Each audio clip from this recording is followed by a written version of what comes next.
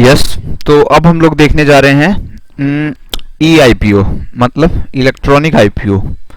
अब जो इस सिनेरियो में जैसे आईपीओज इशू होते हैं हाल फिलहाल में, जब डीमेट अकाउंट का दौर चल चुका है, तो इस सिनेरियो में कैसे कंपनियां अपने आईपीओज लाती हैं वो देखते हैं। इलेक्ट्रॉनिक आईपीओ कैसे आते हैं उसके ऊपर बात करते हैं। ठीक है, सबसे पहले ये जानना जरूरी है कि shares are being issue in electronic form. जितने भी शेयर्स इशू होंगे ई आईपीओ में वो सब इलेक्ट्रॉनिक फॉर्म में, मतलब डीमेट अकाउंट में ही इशू होंगे। ठीक है, उसमें फिजिकल सर्टिफिकेट या फिर फिजिकल वर्क का कोई जरूरत नहीं है। फिजिकल वर्क बिल्कुल खत्म हो जाएगा ई आईपीओ में। ठीक है, ये तो पता ही है हमें। उसके बाद में क्या होता है, all the investors intending to subscribe the share shall submit the application form and application money to DP or oblique others। मतलब जिन जिन इन्वेस्टर्स को, जिन जिन पर्सन्स को शेयर्स लेने हैं वो क्या करेगा, application form and application money किसके पास सबमिट कराएगा, डीपी के पास। ठीक है, डीपी के पास सबमिट कराएगा क्या क्या, application money and application form DP के पास सबमिट कराएगा। ओके, एंड देन आफ्टर क्या होगा, DP shall place the order electronically and provide the order confirmation slip। फिर क्या करेगी DP, डिपॉजिटरी पार्टिसिपेट क्या करेगी, ऑर्डर प्लेस कर देगी उसका, उस इन्वेस्टर के बिहाफ पे वो ऑर्डर प्लेस कर देगी इलेक्ट्रॉनिकली, और अपने इन्वेस्टर को एक ऑर्डर कंफर्मेशन स्लिप प्रोवाइड करा देगी। ऑर्डर कंफर्मेशन स्लिप में ये सब लिखा होगा कि आपने किस कंपनी के कितने शेयर्स के लिए अप्लाई किया हुआ है, वो सब उसमें लिखा होगा, वो डीपी आपको दे देगी। ओके, देन आफ्टर क्या होगा, application money shall be transfer to separate bank account of DP oblique other. उसके बाद जो एप्लीकेशन मनी आपने दिया है, वो सेपरेट बैंक अकाउंट में ट्रांसफर हो जाएगा, सेपरेट बैंक अकाउंट में ट्रांसफर हो जाएगा। ठीक है, उसके बाद after closing of issue successful investor shall be asked to submit the balance amount. अब क्या होगा, इशू क्लोज होने के बाद में, इशू अगर सक्सेसफुल क्लोज हो गया, उसका इशू सक्सेसफुल रहा और इशू क्लोज होने की डेट आ गई, तो क्या होगा, जिन इन्वेस्टर्स ने एप्लीकेशन मनी दी है उनसे बैलेंस अमाउंट मांगा जाएगा, क्योंकि एप्लीकेशन मनी तो थोड़ा ही अमाउंट होता है और उसमें टोटल फुल फ्लेज अमाउंट उनसे मांगा जाएगा। ठीक है, एंड देन आफ्टर क्या होगा, unsuccessful investor application money shall be send with in 3 days of closing of issue. जो अनसक्सेसफुल इन्वेस्टर्स होंगे, अनसक्सेसफुल जिनको मतलब कि ओवर सब्सक्रिप्शन हो गया और जिनको मिल नहीं पाया, वो अनसक्सेसफुल इन्वेस्टर जिनको कंपनी देने में अनअवेलेबल रही है, वो अनसक्सेसफुल इन्वेस्टर को क्या किया जाएगा, एप्लीकेशन मनी इशू क्लोज होने के 3 days के अंदर रिटर्न कर दिया जाएगा। Unsuccessful investor application money shall be send with in 3 days of closing of issue. जिस दिन इशू क्लोज होगा उसके 3 दिन के अंदर अनसक्सेसफुल इन्वेस्टर को एप्लीकेशन मनी रिटर्न कर दी जाएगी। ठीक है, since all order are being made electronically so status of subscription level can be made every moment. जैसा कि इसमें सारे प्रोसीजर्स, सारे वर्क इलेक्ट्रॉनिकली होंगे, सारे ऑर्डर्स इलेक्ट्रॉनिकली लिए जाएंगे, इसलिए हम लोग अपना स्टेटस एवरी टाइम जान सकते हैं कि हमें शेयर्स अवेलेबल हुए हैं या नहीं, शेयर्स हमें मिलेंगे या नहीं मिलेंगे।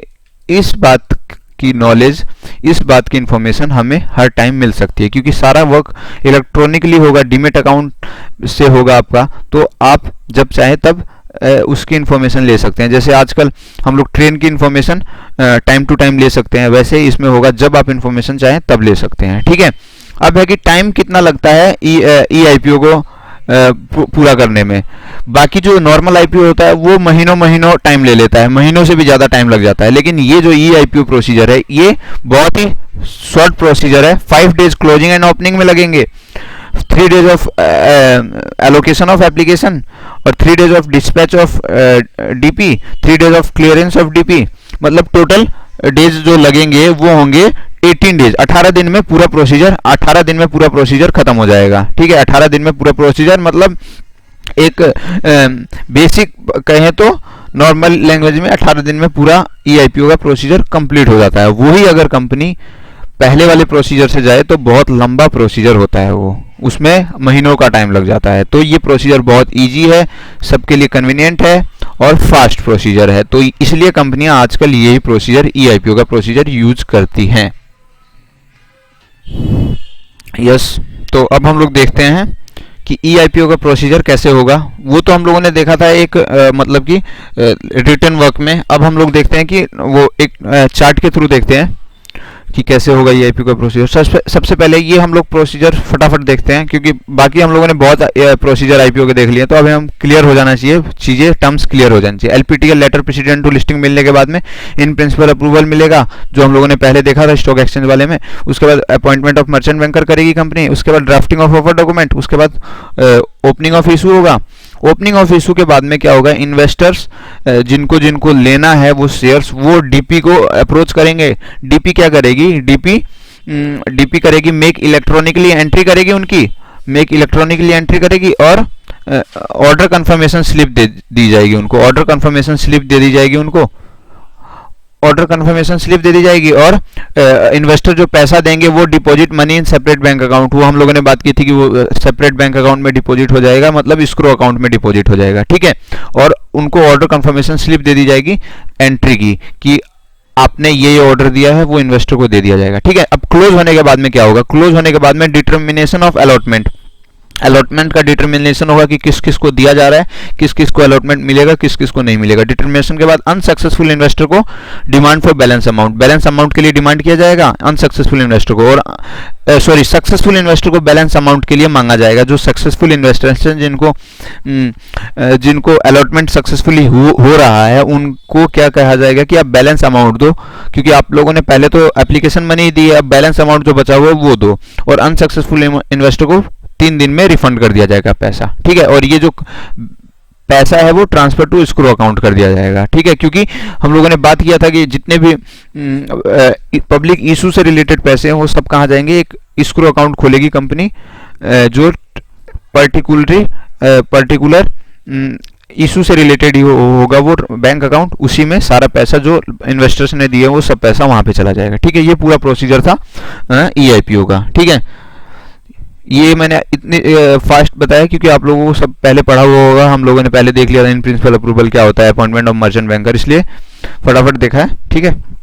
अब हम लोग देखते हैं application supported by block amount, ASBA क्या होता है। यस, तो एक और हम लोग टर्म देखते हैं। टर्म मतलब एक पूरा प्रोसीजर ही है, टर्म तो क्या है।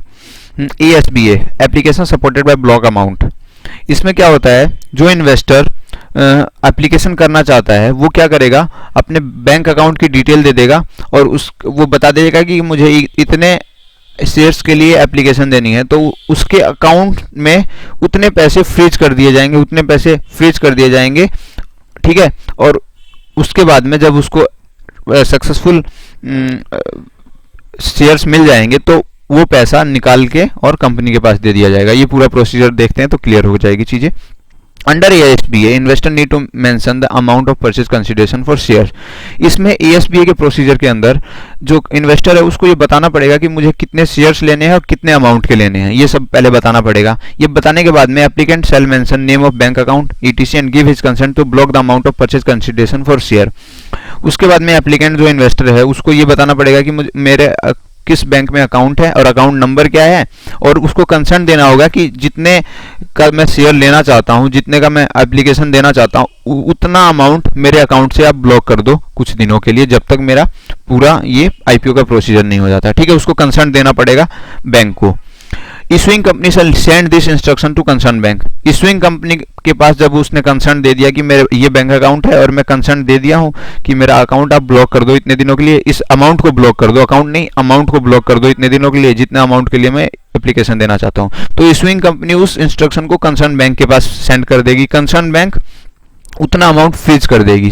Concern bank sale block freeze that amount, जितने के लिए वो एप्लीकेशन देना चाहता है, ठीक है। अगर उसके अकाउंट में 1 लाख रुपए है और वो 10,000 के लिए ही अगर एप्लीकेशन देना चाहता है तो उसके अकाउंट से बस 10,000 ही फ्रीज कर दिए जाएंगे, रोक दिए जाएंगे, वो यूज नहीं कर सकता। Investor is not allowed to use that amount for any other transaction. तो जब तक ये पूरा आईपीओ का प्रोसीजर या फिर पब्लिक इशू का प्रोसीजर खत्म नहीं हो पाता तब तक वो इन्वेस्टर उस अमाउंट को यूज नहीं कर सकता, ठीक है। जितना उसने फ्रीज करवाया हुआ है। After determination of allotment that amount shall be transfer to concern company. अगर अलॉटमेंट उसको हो गया तो वो अमाउंट कंपनी के पास ट्रांसफर कर दिए जाएंगे जितना उसने ब्लॉक कराया था, ठीक है। और अगर उसको शेयर्स नहीं मिल रहे हैं तो वो अनब्लॉक कर दिए जाएंगे, ठीक है। मतलब कि पहले उसने कंसर्न दे दी, कंसर्न देने के बाद में कंपनी ने बैंक को रिकमेंड कर दिया कि ये इसका अकाउंट है और इसने कंसर्न दे दी, बैंक उस अमाउंट को ब्लॉक कर देगी।